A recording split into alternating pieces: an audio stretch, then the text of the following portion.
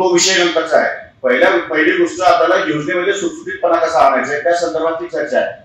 तर त्या संदर्भामध्ये फर्स्ट कम फर्स्ट सर्व्ह आम्ही 15 दिवसाची मुदत देऊ.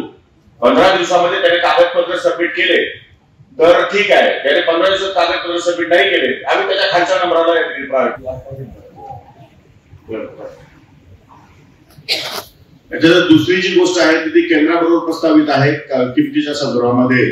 केंद्र सरकारशी केंद्रीय कृषी मंत्र्यांशी आम्ही बोलून आणि तो या ठिकाणी प्रयत्न करतो त्यासाठी भाववाढी संदर्भात. तिसरी महत्वाची गोष्ट की यांत्रिकीकरणामध्ये जे आपली अपेक्षा आहे ते साधारण कुठल्या प्रकारचे यांत्रिकीकरण करावं नंबर 1. नंबर 2 बी बियाणामध्ये काही सुधारणा करण्यासारखं असेल तर ती सुद्धा सजेशन आपण दिलं तर बरं होईल. कारण सोयाबीनची उत्पादकता काही ठिकाणी कमी काही ठिकाणी जास्त. सोयाबीनचे जे काही बी बियाणं आहे त्या संदर्भात काही लोकांच्या मनामध्ये संशय आहे. तर या संदर्भातले 2-3 ठिकाणी जर मार्गदर्शन केलं तर आपण बरं होईल.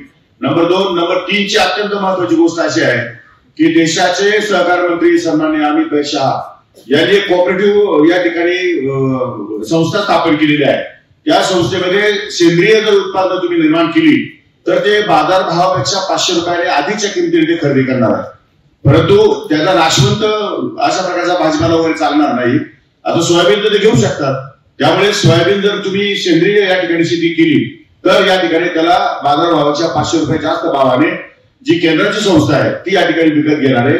त्या केंद्राच्या संस्थेची काही अधिकारी मला असं वाटतं की आपल्या विभागामध्ये काम करतायत. त्यामध्ये यवतमाळला काल एक अधिकारी भेटला. आज ते इथे पण येणार आहे. तर त्या संदर्भात पण त्यामध्ये कंडिशन आहे ते एनडीटीबीच्या लॅबमध्ये टेस्टिंग करून तुमचा माल सेंद्रिय आहे की नाही खात्री केल्याशिवाय खरेदी करणार नाही.